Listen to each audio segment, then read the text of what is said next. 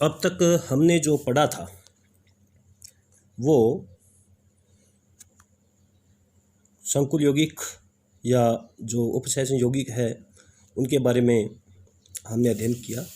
केंद्रीय धातु परमाणु के साथ लिगेंड जो हैं उपसंयोजक बंध बनाए रखते हैं और उसके बाद लिगेंडों का नामकरण, परमाणविक ऋणायन जो होते हैं उनके लिए हमने इडो की आवाज़ की बात की और जो आणविक लिगेंड होते हैं उनमें उनका जब नामकरण करते हैं तो उसमें ओ की आवाज़ आती है, जैसे सल्फेट से सल्फेटो बन जाता है।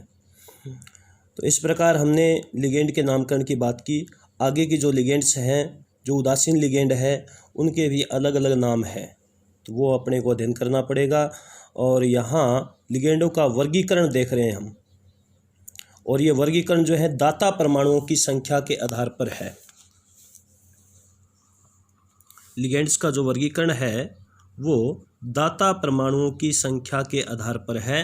एक दंतुक लिगेंड, द्विदंतुक लिगेंड, त्रिदंतुक लिगेंड, बहुदंतुक लिगेंड और उभयदंतुक लिगेंड। ये जो दांत जो है दंतुक की बात की जा रही है, ये किस पे बात की जा रही है? देखो, लिगेंड्स, एल का मतलब लिगेंड है, एम का मतलब मेटल, मेटल का मतलब केंद्रीय धातु परमाणु।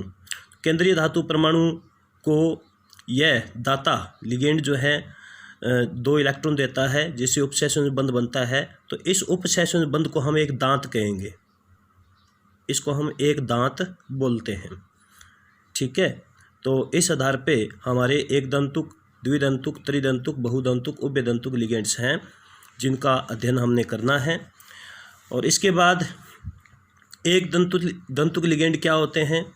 लिगेंड जो केवल एक ही दाता परमाणु रखता है तथा एक ही उपसंयोजक बंध बनाता है। केंद्रीय धातु परमाणु से केवल एक बंध बनाने वाला, एक उपसंयोजक बंध बनाने वाला जो लिगेंड है वो एक दंतुक लिगेंड कहलाता है। और इसके पास लगभग एक ही दाता परमाणु होता है, एक से ज़्यादा भी हो सकते हैं, लेकिन एक समय में एक उपसंयोजक बंध बना रहा है तो वो एक दंतुक लिगेंड है।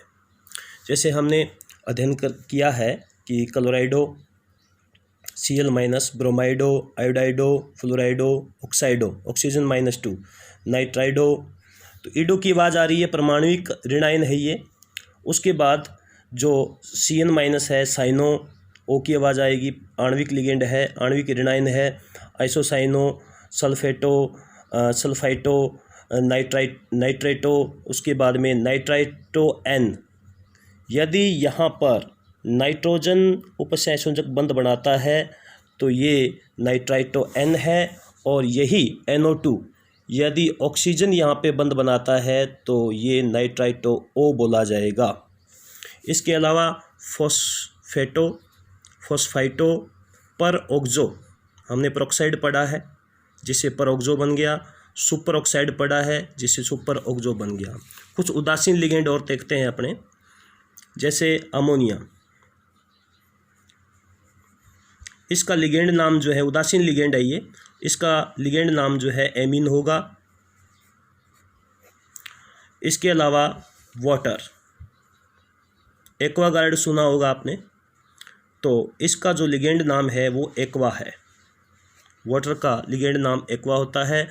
और कार्बन मोनोऑक्साइड सुना होगा, ये कार्बोनाइल, कार्बन यहाँ पे बॉन्ड बनाता है, कार्बन के पास लोन पेयर होता है, तो कार्बोनिल। ये कुछ उदासीन लिगेंड है,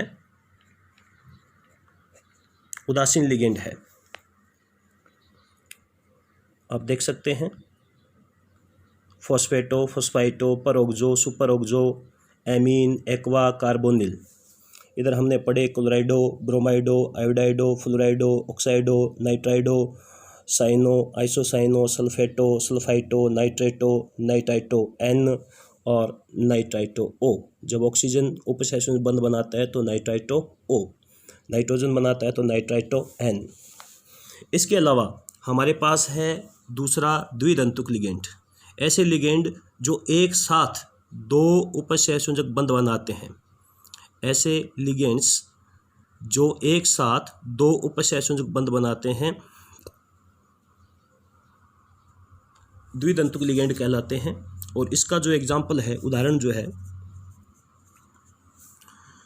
ये एथिलीन डाईएमीन 2 नाइट्रोजन परमाणु जो है एक साथ केंद्रीय धातु परमाणु के साथ में उपसहसंयोजक बंध बनाते हैं। तो ये इनके 2 दांत हो गए, ये द्विदंतुक, एक साथ ये 2 उपसहसंयोजक बंध बनाते हैं।